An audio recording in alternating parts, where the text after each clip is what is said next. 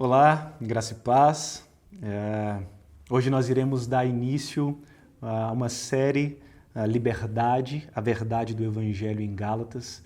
E havíamos preparado para esse ser um momento todo especial da igreja, da plantação da Igreja Cristã Evangélica aqui em Curitiba. E o Senhor, dentro da sua soberania, nos trouxe para esse tempo, para esse momento.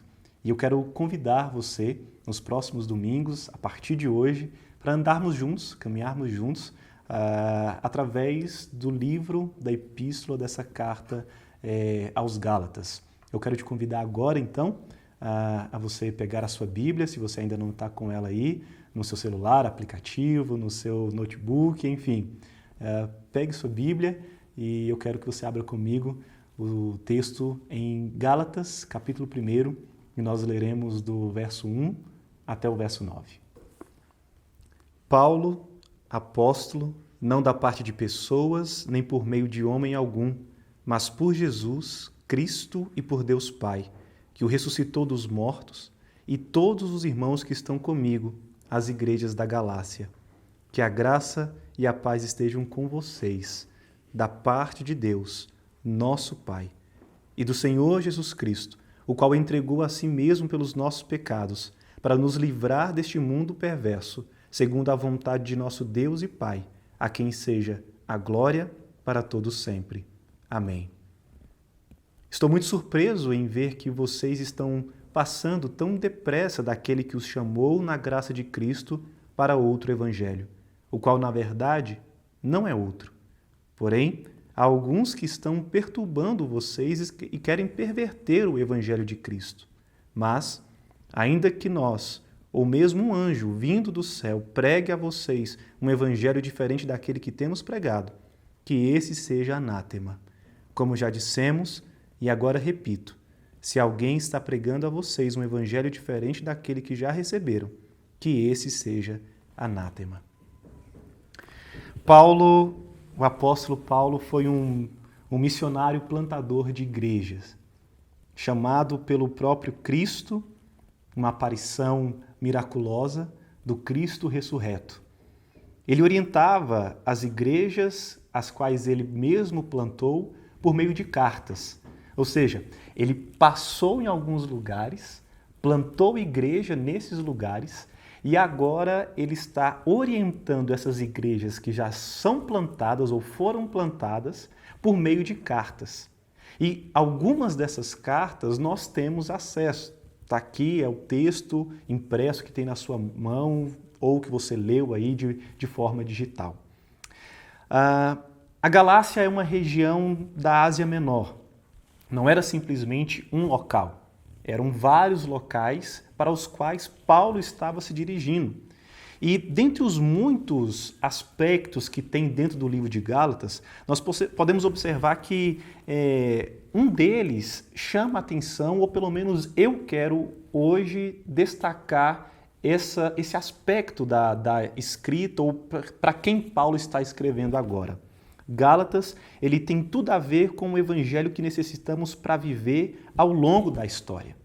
E é isso que nós precisamos focar, não somente para aqueles dias, mas também para hoje. Também para aquilo que eu e você hoje precisamos entender para a nossa vida. Sairmos, muitas vezes, daquilo que é a teoria e colocarmos na prática. Há alguns contextos históricos que nós iremos ver ao longo dessa série e eu quero destacar esse agora. Essa carta à igreja, à região da Galácia, ela tem uma divisão, ou Paulo está repreendendo acerca dessa divisão social e racial que existe no meio da igreja naquela região. Ou seja, a dificuldade ou algumas dificuldades que nós vemos hoje para os nossos dias também foram observadas pelo apóstolo Paulo naquele tempo. Paulo ele começa a sua redação no capítulo 1 e verso 1 e enfatiza de onde vem o seu chamado para ser apóstolo. A palavra grega para apóstolo seria enviado. E ele vai deixar bem claro que o seu comissionamento ou a sua comissão não vem de nenhum dos outros apóstolos dos 12. A sua comissão vem do próprio Cristo. É um apóstolo com um A maiúsculo. Nenhum outro o comissionou para fazer aquilo que ele está fazendo. Paulo, ele tem a sua tradicional, o seu momento tradicional de cumprimentar aquelas pessoas para quem ele está se dirigindo. E então ele começa a citar, e é interessante observar que ele cita as pessoas no verso 2 que estão junto com ele. Ou seja, ele não está só na sua caminhada. Durante o seu processo de plantação de igreja, ele não está só. No meio das suas viagens, ele não está só. Quando ele está escrevendo cartas para essas igrejas que ele planta, ele também não está só. Ele faz questão de citar os seus companheiros, amigos, parceiros de ministério. E nós vemos, não aqui, mas em toda a história de Paulo, que esses parceiros, companheiros, amigos de ministério são muitos e vários de todos os tipos. No verso 3, ele começa a mostrar para mim e para você algo que precisamos entender e compreender para os nossos dias. A graça e a paz que vem do Senhor Jesus Cristo. A graça, ela só é possível por meio do Cristo. O Cristo que é enviado pelo seu Pai, Deus Pai, a primeira pessoa da Trindade. Essa graça que é demonstrada na cruz pelo sangue derramado. É o favor imerecido. É aquilo que Deus nos dá sem nós merecermos. Nós precisamos entender isso para esse contexto. Por quê? Porque é impossível, vou repetir, é impossível termos paz sem termos a graça de Cristo. Paulo, ele passa esse primeiro momento de cumprimento, mas ele não termina aí. O verso 4 é muito interessante quando ele fala assim, olha, ele se entrega, na verdade, olha só, o qual se entregou, falando sobre Cristo, sobre Jesus, entregou a si mesmo pelos nossos pecados. Como ele nos liberta, para nos livrar desse mundo perverso. A palavra liberdade, livrar, implica que nós estávamos ou estamos ainda alguns presos em alguma coisa, preso no pecado. E ele faz questão de mostrar e enfatizar esse Cristo que se entregou pelos nossos pecados para nos livrar desse mundo perverso, segundo a vontade de nosso Deus e Pai. Ou seja, não é uma vontade minha, não é porque eu quero, não é porque eu dou conta, não é porque eu sou bom, mas é porque teve então a vontade de Deus Pai de fazer com que o seu filho morresse na cruz. E não é uma morte qualquer. Vemos aqui então que o sacrifício é um sacrifício em substituição. Por isso o Evangelho é tão revolucionário. Ele fez tudo o que nós não conseguimos fazer. Cristo, ao ir para o madeiro, a ir para a cruz, ele derrama o seu sangue sem cometer nenhum pecado e morre. Faz algo que eu e você jamais poderíamos fazer, porque todos nós pecamos. Fomos destituídos da santidade, da pureza do início. Paulo, ele começa a dizer no verso 5, e a quem nós devemos dar glória.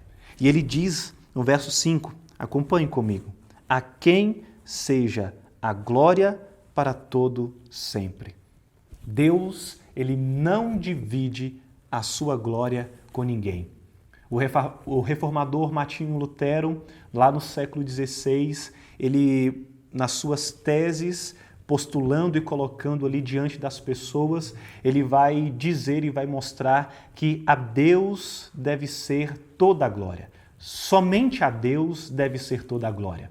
Paulo ele está mostrando aqui no verso 5 do capítulo 1 de Gálatas exatamente isso. A glória de ter enviado o Filho, a glória de ter morrido no madeiro, por mais humilhante que seja. Toda essa glória, de todo o ato do sangue derramado, o ato de ser crucificado, o ato de ter uma coroa de espinhos na sua cabeça, tudo isso é para refletir a glória de Deus, ou a glória para Deus. Paulo, diferente da sua carta, por exemplo, a Corinto e a igreja de Colossos e algumas outras, ele quebra esse momento inicial aqui na transição do verso 5 para o verso 6.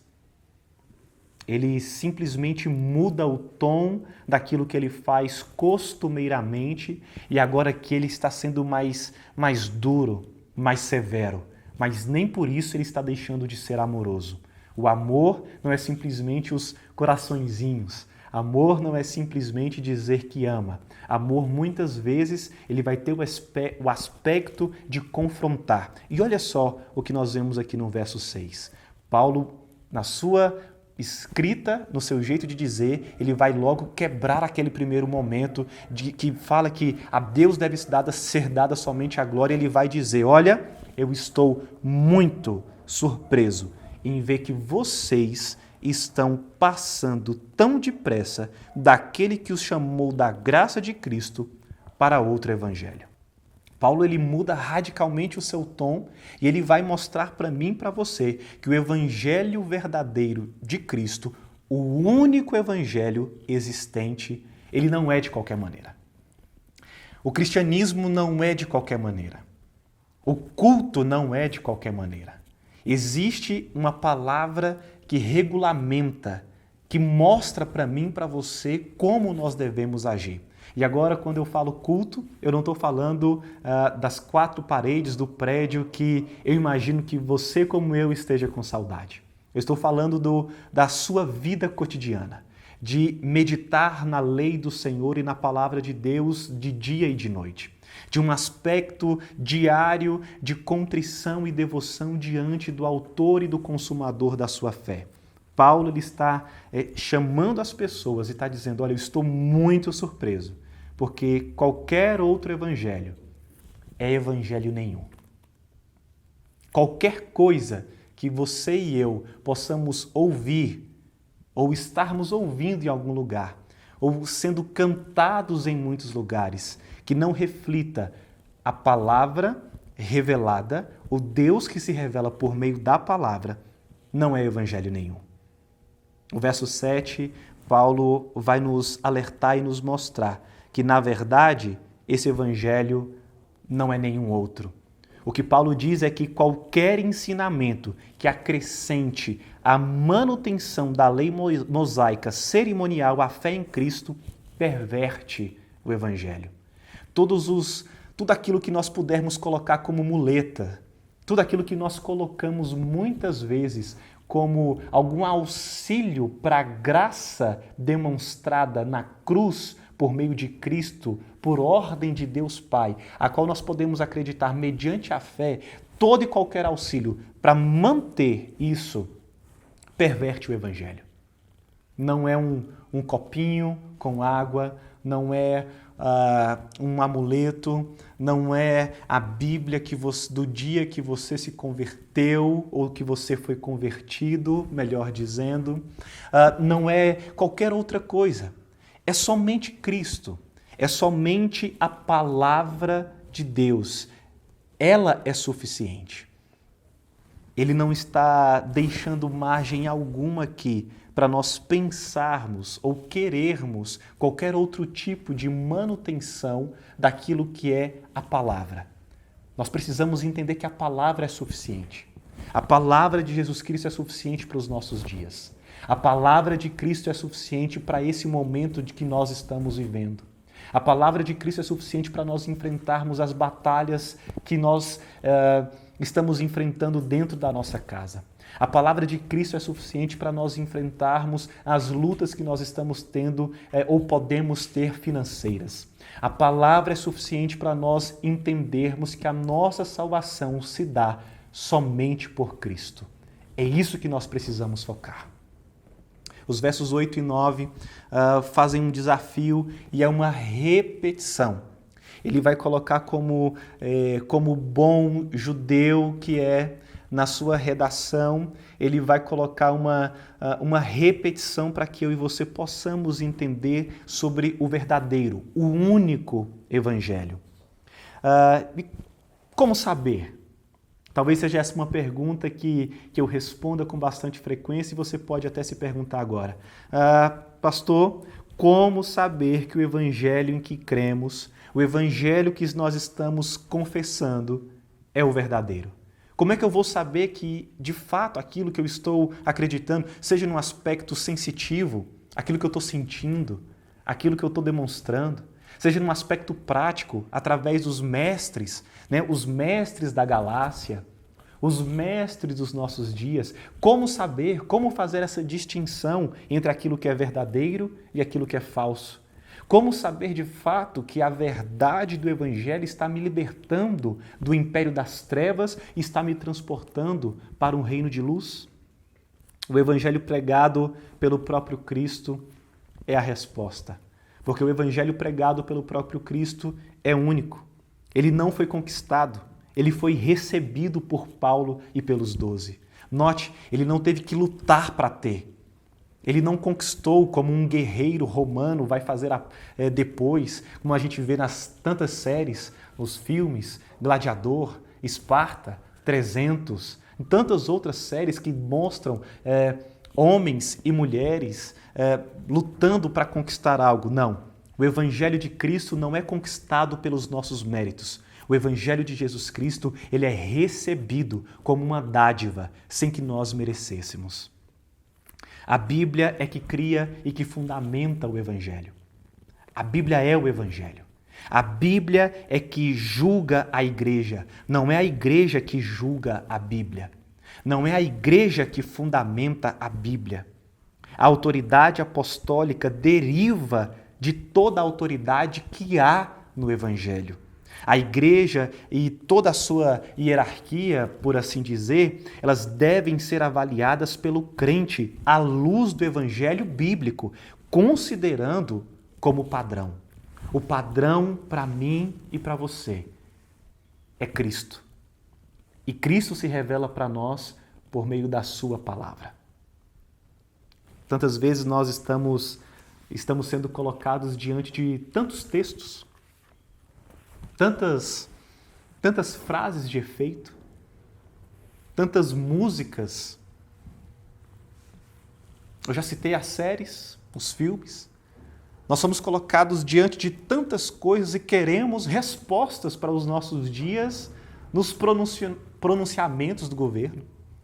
Queremos respostas para os nossos dias enquanto cristãos, para as nossas fragilidades e debilidades e, sobretudo, para o pecado. Na música que não fala de Cristo, no discurso que não aponta para o padrão, para a referência que nós temos, para o modelo que nós temos, que é a palavra. Experiência pessoal não é o prumo definitivo da verdade. Não julgamos a Bíblia por nossos sentimentos e convicções. Julgamos a nossa experiência por meio da Bíblia, e não o contrário. É a Bíblia que nos julga. É a Bíblia que demonstra o padrão. É a Bíblia que deve mostrar para mim e para você o que é o Evangelho. Paulo é interessante observar porque ele se inclui, né? Ele se inclui dentro do texto como alguém que é mestre na galáxia, ou para a galáxia. Ele se inclui dentre aqueles que são autoridades eclesiásticas. E ele fala, então, que nem mesmo ele, ou se aparecer qualquer outro anjo do céu, falando ou ensinando, e observe, né? Aqui não é um aspecto simplesmente do ensino. Não é isso que está acontecendo aqui. Aqui está o aspecto prático da salvação, do evangelho verdadeiro, para qual nós devemos olhar todos os dias, porque o evangelho não é simplesmente o ABC do cristão, ele é o abecedário completo. Ele não simplesmente é aquela simplicidade do primeiro leite da criança nos seus primeiros 6 meses de vida. Ele também é aquele alimento que sustenta para toda a caminhada cristã. E ele se inclui aqui para dizer e para mostrar que tudo aquilo que fosse falado, que discordasse, que pervertesse a palavra inicial que ele mesmo recebeu do próprio Cristo, que fosse considerado maldito. É a palavra anátema. Tá, então, qual que é o problema nisso tudo? Infelizmente, há muitos pervertendo e revertendo o Evangelho. A perversão é quando você começa a diluir, a inserir coisas que Deus não colocou, que Deus não revelou. A perversão é quando muitos tentam, de alguma maneira, tornar o Evangelho único e verdadeiro, palatável, e começam a colocar outras coisas nesse Evangelho. Então agora ele se torna como nada, porque ou o Evangelho é totalmente, 100% puro, ou não é nada. Ou Cristo é tudo para você, ou ele não é nada. Se o primeiro problema é da perversão, o segundo problema é da reversão. Quando nós revertemos a ordem do Evangelho, nós estamos mais uma vez anulando aquilo que somente Deus faz. A salvação, o Evangelho, do começo ao fim, é um ato exclusivo de Deus. A salvação, do começo até o fim, é ato monérgico, é ato unicamente, exclusivamente de Deus. Quando nós entendemos, quando algumas pessoas estão pensando que podem aceitar a Cristo, que podem levantar a sua mão e, por meio de uma oração, adquirir uma santidade tamanha para então ser aceito e, por meio da manutenção da quantidade dessa fé e santidade, permanecer ser salvo, nós estamos revertendo o Evangelho. O Evangelho é pela graça, a salvação é pela graça, mediante a fé, é um dom de Deus. É uma dádiva de Deus para mim, para você. E não é por mérito, para que eu nem você venhamos nos gloriar. É um dom. Deus te deu. Ainda nós, pecadores, e Ele imputou isso sobre você. Ele regenerou a sua vida. Ele te fez nova criatura. E uma palavra que nós gostamos muito de usar, né? Ele te justificou. Tá pago. Primeira coisa que eu entendo aqui é que não há outro evangelho. Não existe outro evangelho. Nos versos 6 e 7 ele vai fazer essa afirmação. Ou é o evangelho que nós falamos, que eu, Paulo, recebi do próprio Cristo, e por isso sou chamado apóstolo, ou então não é nada. Que seja considerado maldito, que seja considerado anátema. A segunda coisa que nós vemos aqui é que esse outro evangelho, ele produz maldição. Ser anátema, a palavra original é ser excomungado, é ser colocado para fora. E para fora de onde? Não é simplesmente do corpo visível de Cristo aqui, mas é colocado para fora daquilo que Deus chama dos seus eleitos, dos seus escolhidos. E se Deus, Ele salva, e nós estamos salvos mediante a graça, pela fé, de maneira nenhuma Ele vai anular aquilo que Ele mesmo fez. Nós precisamos estar atentos. Se não há outro evangelho, qualquer coisa que não seja o evangelho verdadeiro, produz maldição. Uma primeira aplicação que eu quero deixar para você hoje. O evangelho é também para os convertidos. O evangelho não é simplesmente para os não convertidos. O evangelho também, na sua simplicidade, para mim e para você. Nós precisamos voltar a esse básico e a esse elementar, a essa força que tem desse relato, dessa epístola, dessa carta de Paulo à igreja da Galácia, para que eu e você possamos entender como é bom entendermos a simplicidade e o poder do evangelho de Jesus Cristo. Arrependimento, fé somente em Cristo. A segunda aplicação que eu quero deixar para você hoje. O evangelho bíblico deixa claro que a salvação, do início ao fim, é uma obra de Deus. Não é uma obra nossa. Não é mérito nosso. Não há o que eu e você possamos fazer nesses dias. O culto doméstico é importante? É sim. O culto individual é importante? É sim. Mas isso aí não vai acrescentar em termos quantitativos a nossa fé, de modo que em algum momento Deus vai olhar para nós e fala assim, conseguiu, agora você está salvo. Não. A obra é de Cristo e a obra foi realizada na cruz do Calvário. Em terceiro lugar, uma terceira aplicação e última. Deus nos chamou. Não fomos nós que chamamos a nós mesmos. Foi Deus quem nos chamou. Foi Deus quem clareou a nossa mente, o nosso entendimento. Foi Deus quem tirou toda a miopia e astigmatismo espiritual, tudo aquilo que impedia de nós vermos. Foi Deus quem nos chamou. Ele que tornou os nossos ouvidos sensíveis para que nós pudéssemos ouvir a voz dele. O conhecimento de Cristo, a verdade do Evangelho e o destino eterno de nossas almas, de cada um. Essa é a verdade do Evangelho. É com isso que Deus está atento. E eu e você precisamos também atentar para isso durante os nossos dias. Estamos presos ou estávamos presos, mas agora Deus quer, por meio da obra do Calvário, da cruz, do Gólgota, falar para mim e para você, eu coloco vocês em liberdade, porque aquilo que eu fiz, Deus, Cristo, Espírito Santo, é suficiente. Que nós possamos entender isso todos os dias da nossa vida. Pai, obrigado pela Tua palavra. Obrigado pela centralidade de Cristo em nós, por nós e para nós. Que essa seja uma verdade para a Igreja Cristã Evangélica aqui em Curitiba, para toda a Igreja do Senhor Jesus Cristo no Brasil, fora do Brasil, nesse tempo pandêmico, onde as pessoas estão reclamando de suas casas porque estão dizendo que é uma prisão.